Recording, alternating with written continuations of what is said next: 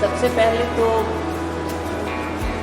यहाँ उपस्थित सारे कुली भाइयों को मेरा नमस्कार भी और धन्यवाद भी कि आप लोग इस कार्यक्रम में आए।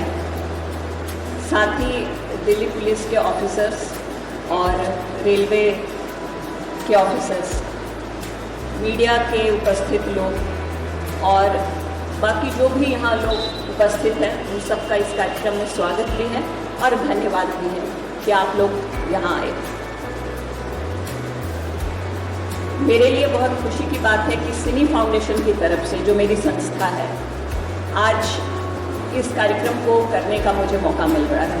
बचपन से ही अपनी हर ट्रेन यात्रा में मैं देखती थी लाल वर्दी वाले ड्यूटी करते हुए फ्रंट वॉरियर्स को, फ्रंट लाइन वॉरियर्स।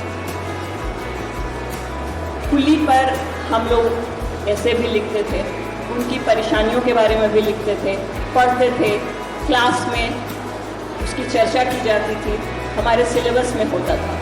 तो ऑब्वियसली एक बहुत इम्पॉर्टेंट एक समुदाय है समाज का, जो पूरी दुनिया का भी बोझ उठाते हैं, अपने परिवार का भी उठाते हैं, अपने बच्चों की सारी परवरिश का दायित्व उठाते हैं। इसलिए आप लोगों के लिए कुछ करना मेरे लिए, मेरी संस्था सिनी फाउंडेशन के लिए बहुत ही सम्मान और सौभाग्य की बात है। जब लॉकडाउन हुआ, पूरे देश, पूरे संसार पे विपत्ति आई, आप लोगों पे भी आई होगी, पिछले साल भी, इस साल भी। पिछले साल लॉकडाउन हुआ, ट्रेनों का आवागमन रद्द कर दिया गया, उससे आप लोगों की रोजगार पे, आपकी रोजी रोटी पर बहुत असर हुआ। अब जब सब कुछ शुरू हुआ तो एक दूसरे तरफ का चैलेंज आया कि अपने आप को इस साल के विकराल कोरोना महामारी से बचाते हुए किस तरीके से अपने हेल्थ का ख्याल रखते हुए कि इन्फेक्शन नहीं हो, मास्क भी लगाना है, दूरी भी बनानी ज़रूरी है, अपने परिवार के लिए रोटी भी कमानी है, इन सबों का ख्याल रखते हुए फिर आप लोग डट गए।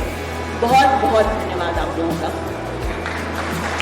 पिछले साल जब लॉकडाउन हुआ तो पूरे देश में ये कहा जा रहा था कि कॉटन का जो 3 लेयर मास्क है उससे बचाव हो जाएगा।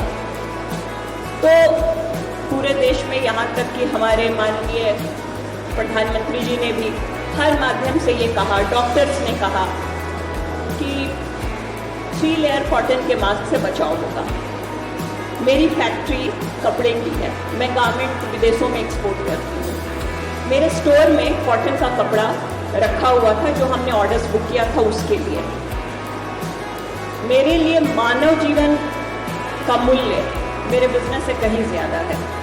पिछले साल मैंने जो दायित्व उठाया था कि मुझे मास्क डिस्ट्रीब्यूट करना है, कॉटन के मास्क मैंने अपनी फैक्ट्री में बनाए, लाखों की तादाद में देश के कोने कोने में इस मास्क का डिस्ट्रीब्यूशन कराया। जहाँ से भी मुझे एक रिक्वेस्ट आ जाता था कि शॉप्स बंद हैं, हॉस्पिटल्स में, हॉस्टल्स में, एमसीडी के जो सफाई के कर्मचारी हैं, हॉस्पिटल्स में जो फ्रंट लाइन वर्कर्स होते हैं, जो सफाई कर्मचारी हैं, उनके लिए मास्क भिजवाइए, वो मैंने लास्ट ईयर किया था।